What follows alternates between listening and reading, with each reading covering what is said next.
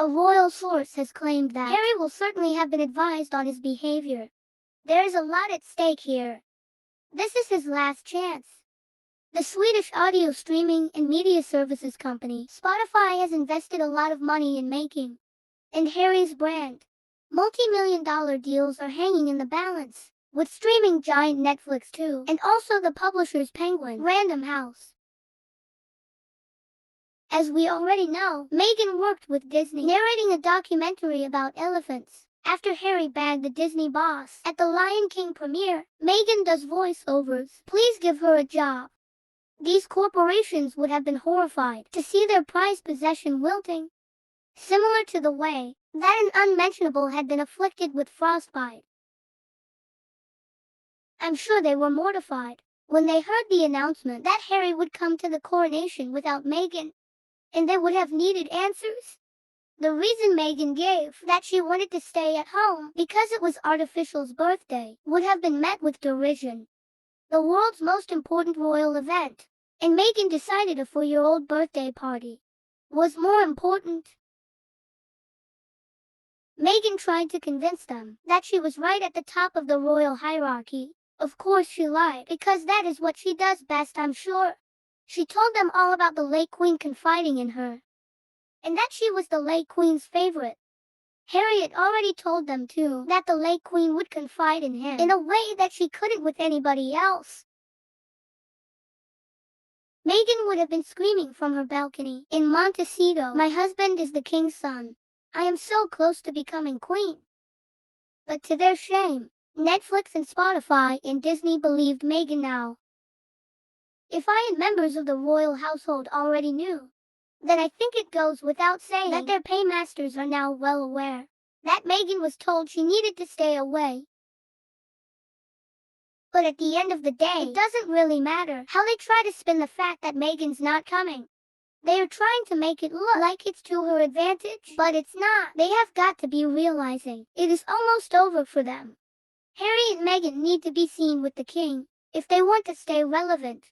It's not enough for them to be loosely classified as non-working members of the royal family. They need to be active members, right in the middle of stuff.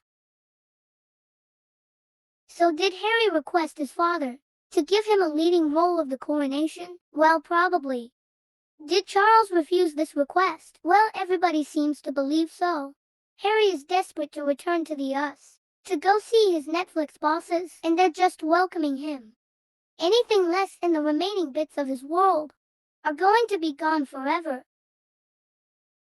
Harry is going to have to be carefully prepped before his visit. PR experts, reputation management consultants, and image makers are going to be brought in to work closely with him.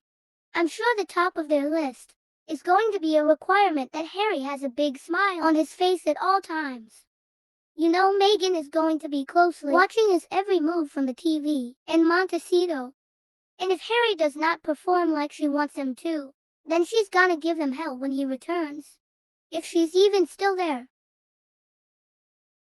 Netflix is really hoping the images of Harry at the coronation are going to be instantly iconic. This would be money in their pockets. And the media is going to want to catch his face scowling at the cameras. Of course, they want to see that fury in his eyes. Let's not forget that Harry tried to portray the press pack as a bunch of racists, so they're going to want revenge on the two of them. And I suspect the royal family may help them out. Harry won't have any control whatsoever over the seating arrangements. He would love to be seated right between the king and queen, but that's never going to happen. Harry will not want a repeat of the Commonwealth Day service or the late Queen's funeral, where a big candle hit Meghan's face. I personally am very excited about the coronation. I don't think Harry's smart enough to hide his emotions. However, much work and preparation is going to be done before the event. Saturday, May 6th might be the day when we finally see that man baby squirm like we've never seen him squirm before. I do hope that his appearance at the coronation is gonna finally bring the curtain down on Harry and Meghan show with the royals. How many people they are watching are going to be booing him, and also how many viewers who are watching on Another good question is, how many people in the royal family can even trust him? At this point, I would guess nobody. It's going to be quite a frosty reception for him at the coronation from everybody. Even I dare say, from Andrew. But in Andrew's favor, he disgraced himself. At least he didn't try to destroy the entire royal family while he was at it. I remember reading an article, and it said that when Harry first introduced Meghan to his family as some kind of big social event, Prince Andrew was incredibly rude. He refused to speak to Meghan or acknowledge her in any way, shape, or form. Now Harry assumed at first that Andrew was just being Andrew, but then speculation arose that Andrew disliked her from the get-go. But that is what's so confusing for me. If she slept with Andrew, then surely she only needed to tell Harry that she had met him before. That certainly would have stirred up something. Maybe Meghan has seen a lot more of him than he has. And I guess that could also account for Meghan having asked Harry if Andrew was some type of a to the late Queen when she first met them together, covering up the fact that she had already met him before on a yacht. Now if it's true that Meghan did have some type of affair with Prince Andrew, I cannot see why Meghan would ask Harry if Prince Andrew were an aide to the late departed Queen. Now I'm not saying that she didn't ask if she really did. Like she didn't know that Prince Andrew was royal. Because I suspect she knew a lot more about him than the royal family did.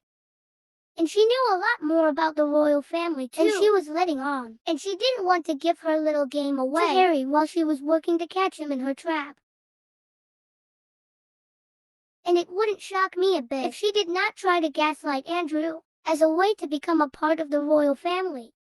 So Prince Andrew either saw her for what she was, or she was just useless at the job she was trying to do.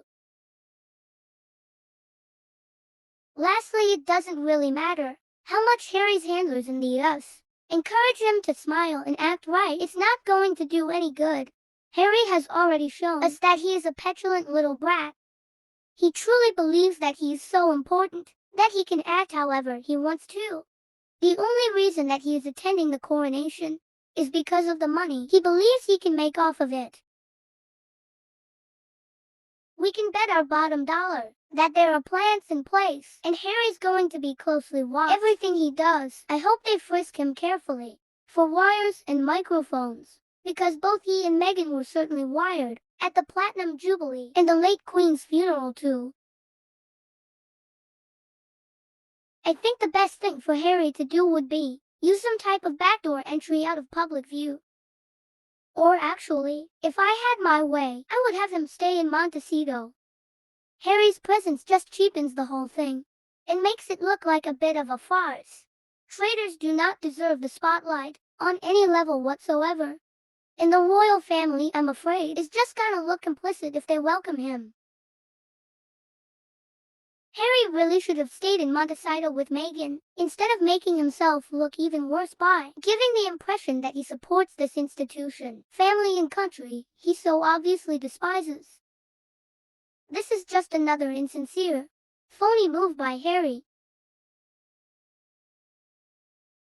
It is time, though, that somebody did something to put a stop to their awful behavior. They are a couple of liars. They need to be gagged. It makes me so angry that they have been able to get away with so much garbage and so many lies. Surely King Charles has to know the mood of most people in his country. And you, what do you think about Harry and Meghan? Please tell me your opinion below in the comments.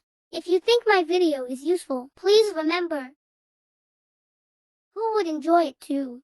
And please subscribe to our The King News channel to get more updates in the future. Thank you so much for watching. Goodbye, and I'll be back to see you all tomorrow.